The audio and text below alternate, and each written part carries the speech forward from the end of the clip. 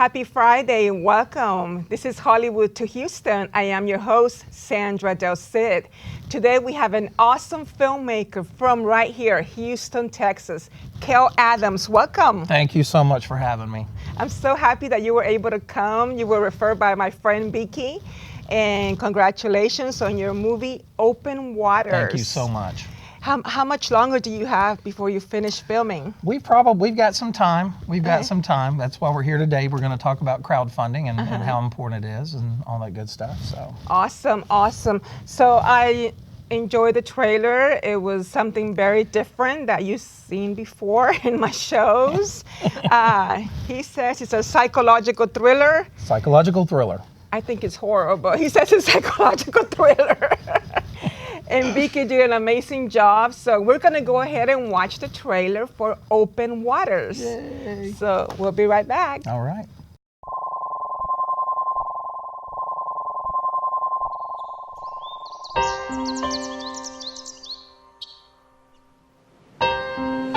Water. It's a powerful force of nature. It brings life. It brings death. It brings peace. It brings despair. Marilyn, here's a little something I want you to have.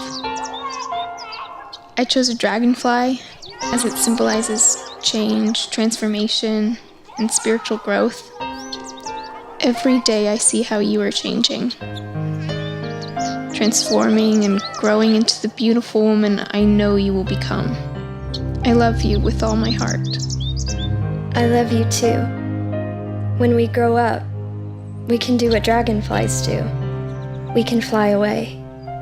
My name is Gabby Ledford. Not that it really matters in the grand scheme of things. I've lived my whole life in this small little town in the middle of nowhere. A black hole. The emptiness of it has settled in my heart and controlled my being. It's been this way for many years. It's been this way for many reasons. I live with my mother. My impossible fucking mother. She can't stand the sight of me, and I cannot stand to hear her. It's not easy being my mother's surviving daughter.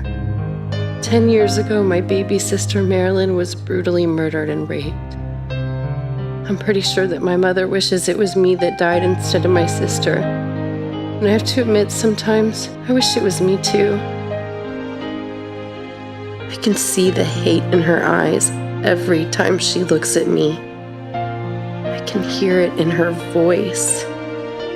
Yes, Marilyn was successful, but you were successful too. You have to stop minimizing yourself and start celebrating yourself. Mother was the lesser of her sibling, but Mother didn't break the chain. I chose a dragonfly. She kept it going. We've been friends a long time, okay? But I'm the principal of this school, and you are a teacher. You need to act like one. In Matthew, it reads, "For if you forgive other people when they sin against you, your heavenly Father will also forgive you." You bitch! I need to be forgiven because I don't want to take care of her anymore. You see what you've done to me! I don't even know who me is. I need to be forgiven because I don't want to take care of her anymore. I know what happened to her sister. The bitch probably deserved it. I hate Miss Ledford. She thinks she controls things. I'll show her. I don't even know who me is. But I would like to embark on that journey. I think that's why I like going to the pier. To stand on the pier and gaze over the open waters gives me hope. You'll never be like Marilyn. You'll never be Marilyn. You'll never be anything but what you are. Nothing. Nothing. Nothing. Nothing. Nothing. is Jesus and his white horse now?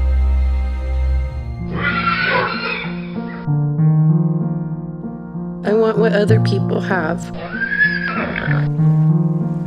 which is an identity of their own and solace.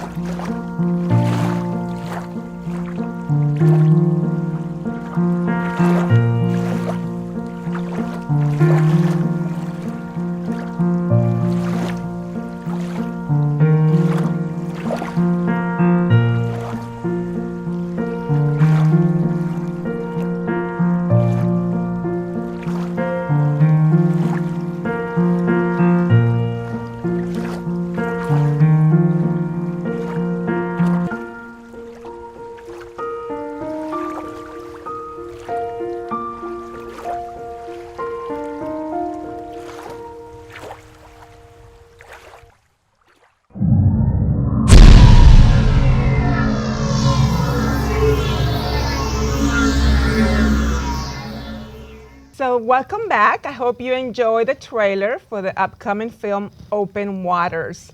Kale Adams, can you tell us about yourself? Yeah, sure. Well, I've been a filmmaker for a long time. Got into this. I was actually, what got me into it was I was in theater, and I did it in elementary, junior high, high school, and then into college. But that entire time, I just have always been fascinated by film. From the acting to the making. When I was young, I used to watch, I was obsessed with the making of films. And then I got really interested in the structure of story. And we do it. The other writer of the film, Dana Haynes, she's here today off camera, so she's gonna help me in case I forget anything. Perfect, love you, Dana. But anyway, I got into the 4-act structure of writing scripts, and it kind of snowballed. So I wound up doing a kind of a student film called Return to Fairfield Street, and did 3 others. Did some shorts that went to some festivals. Truthfully, I've been out of it for about 14 years. Life kind of throws you in weird directions, and got out of it for a while, got back into it. I met Dana Haynes. She's actually an editor for a newspaper, prominent newspaper in Chambers County, Texas. And I come up with this, just a premise of the story. Took it to her, and she looked up at me and just was like, what? So we started writing this thing together, and our chemistry is awesome. I mean, it was so easy to do, but my goal was to get back into film festivals doing short films to kind of, reintegrate myself back into it. And it just snowballed. The story kept getting bigger and stronger and more intricate and more detailed. And so we looked at each other and went, go big or go home. So we didn't want to go home, so we went big. So here we are. Nice. And so far, it's been an amazing ride. Wow, Yeah. wow, congratulations. Thank you. It's a lot of work, but it's fun. Oh, it's a lot of work, but it's a wonderful experience. Now, I understand you can't give away too much about your movie. Right. But what can you tell us about it? Well, we can start with this. The premise of the film is the protagonist is Gabby Ledford. She's a school teacher, and she takes care of her ailing mother. So she's kind of in prison. She goes to work, she goes home, goes to work, goes home. Now, the dynamics is they have a very volatile relationship. It's very, very dysfunctional, which many of you can relate. We'll just say that. We can relate to it. But what adds fuel to the fire is Gabby's younger sister, Marilyn, was raped and murdered 10 years prior to the current time of the story. And so the mother lived vicariously through Marilyn, and so when Marilyn was no longer there, she never paid any attention to Gabby. So here Gabby is taking care of this mother who doesn't like her. So we like to say their relationship is volatile, but we've made sure that this dysfunctional relationship has never been seen before. It's bad. It's really bad. But we also like to say that everything that we just said is cliche. What you see is not always what you get. It's an intricate story. Interesting. Yeah. So don't let the trailer fool you that you just watched. Okay, you convinced me. I'll go to the red carpet. Will you? Okay. We got a ticket for you. Yeah, I don't watch scary, but you're saying it's gonna turn. Yes. Oh yes. Very much. So I'll be up there watching it. I'll have to take a date or someone to Yes. hold my hand or something. Or two. Or two.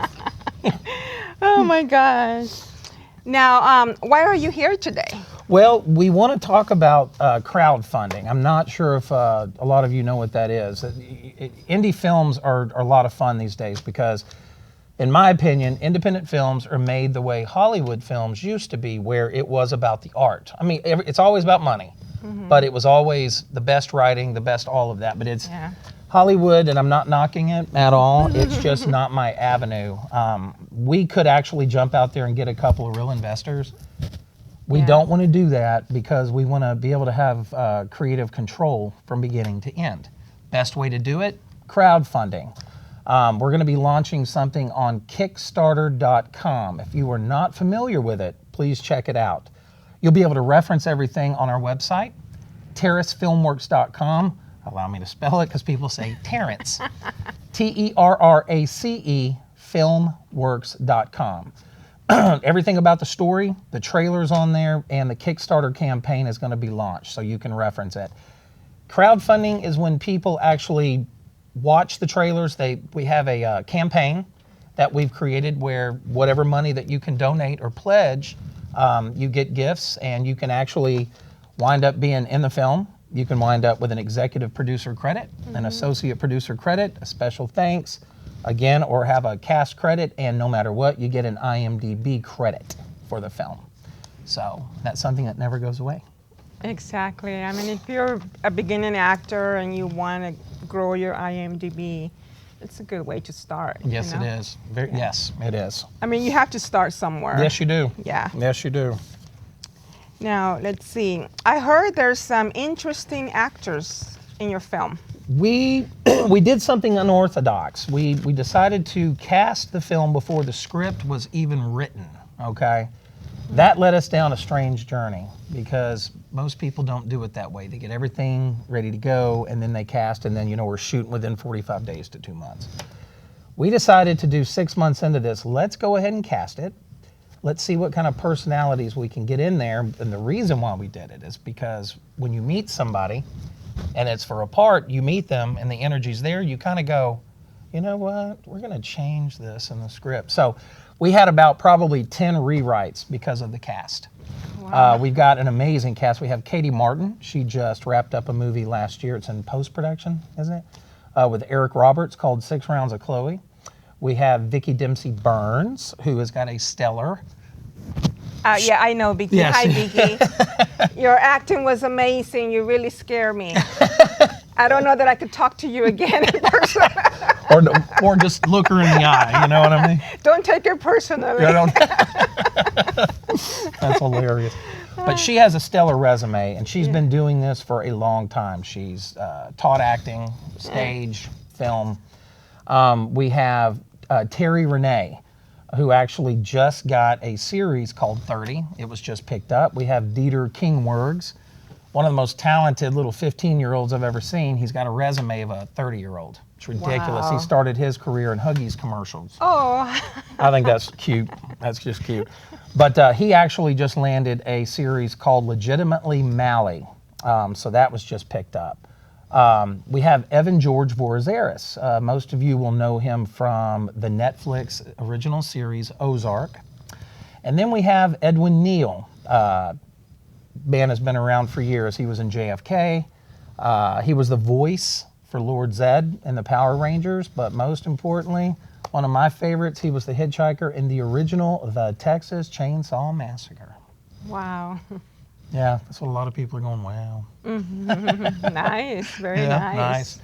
We've got a very diverse cast, and I have to say this to all that are watching cast-wise, is that we are very blessed to have you guys, for real, very blessed. Oh, yeah, that's awesome. Thank you for helping out. Yeah. It's awesome. Now, when I saw the trailer, I saw that beautiful house.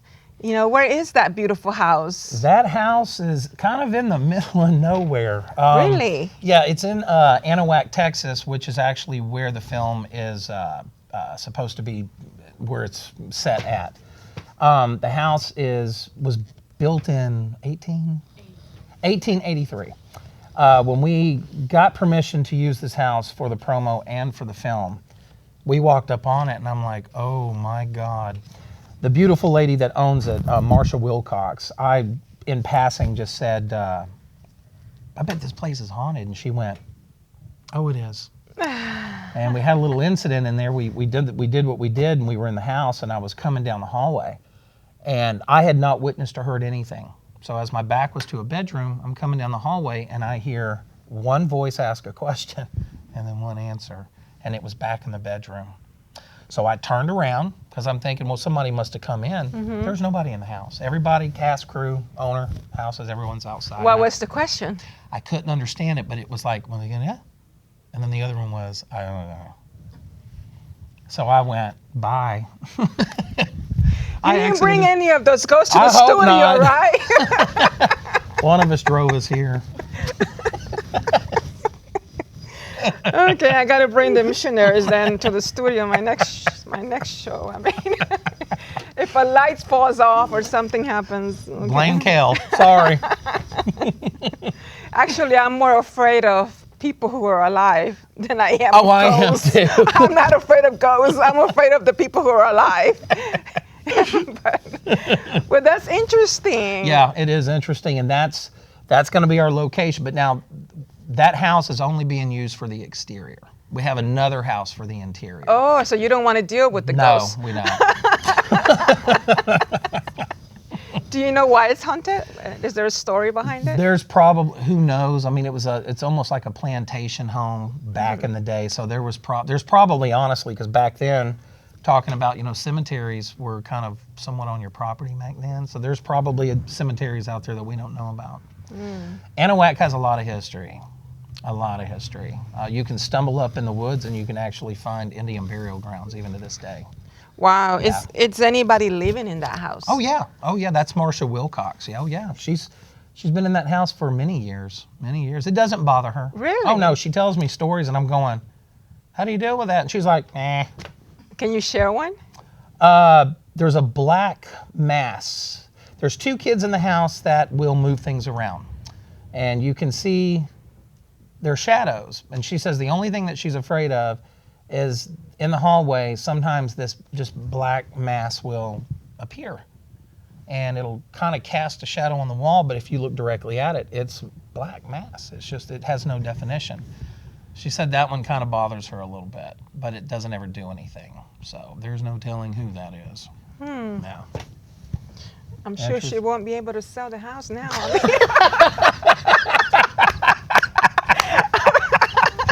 I mean, this show does come out on TV. Sorry, Marsha. I just jinxed myself. Sorry, Marsha. Oh, well, she's happy there. Might as well give it to somebody. Oh, she's laughing over there. Yeah, it's going to be an interesting movie for sure. Oh, it is. It is. Definitely. Anything else that you want to add? Yes, actually, I'd like to give a couple of shout-outs. We had some great experiences, and a shout-out to you, by the way. Thank you for letting us come in. Oh, you're welcome. You're welcome. I know I've been busy with my movie, so took a break. Yeah, right. So I was like, okay, you're going to have to wait a little bit. We'll do an interview now because I'm trying to make it leave. I'd like to give a shout-out to Demos Cinema Podcast, DEIMOS. That's Michael Colburn. He's actually a fellow filmmaker. Me and him used to work together and do shorts back in the day. You guys please check out his podcast. It's a very diverse podcast. But we were on there, and you can, of course, go to Spotify and find this. And I go into some grave detail, far more detail about everything. So I'd like you guys to hear that. Michael Tula and Zach Salazar from the Indie Rundown podcast. These guys are amazing. That podcast is amazing. For those of you that are into indie films, the topic of indie, so on and so forth, that is a great place to listen in. They've got great guests. I'm not tooting my own horn, am I? No, I'm just kidding. We were on the podcast, and I've never had so much fun. I'd like to give a shout out to Chris Burns from 91.1 The Boss. We just did an interview with him. What a great guy. Great radio station, for real. Yeah. Yeah, I saw that on Facebook. Congratulations. Thank you. Thank you so much. Thank That's you so awesome. much. You're going full force. Full force, man. Awesome. We are putting ourselves out there and asking for support for this. This is such an important story. A couple of people, when I say that, they go, "Is it a true story?" No, not at all. It is definitely fictional.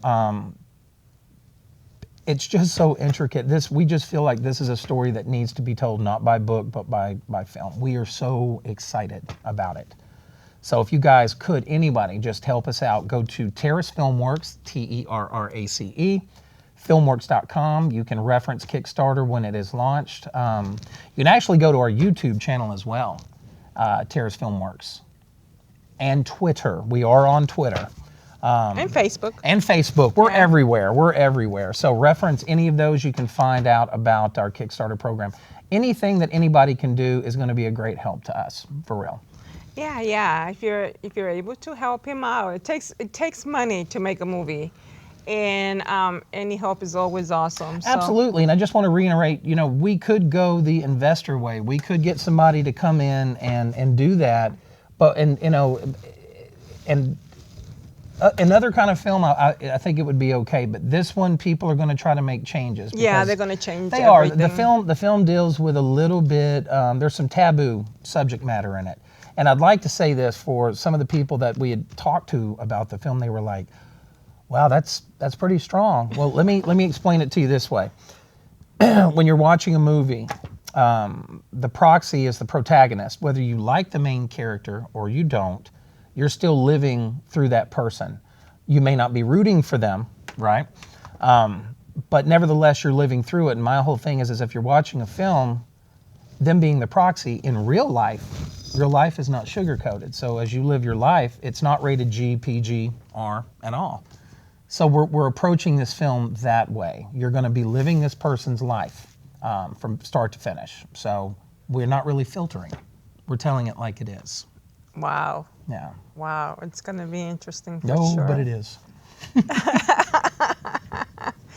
I'm sure some people will enjoy that kind of movie and they're looking forward to it. Oh, absolutely. So. The movie has it's got 3 turns that you don't expect, and that sounds very cliche, like all movies. It has not been done like this.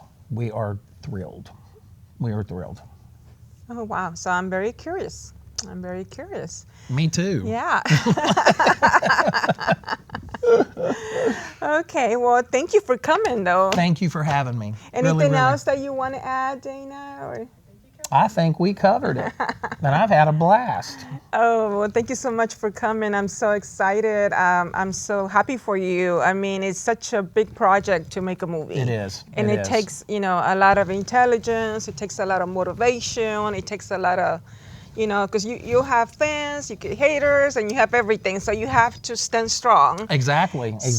And, with this, because we brought the cast in so early, we have people depending upon us. They know that we have taken them through the story, and they're all in love with it, And so now I've got children I've got to support, so this has got to happen. I've got to make my cast happy. Yeah, they're counting on you. Yes, they are. Yes, they are. Well, thank you for coming. Thank you, dear, so much. I appreciate it.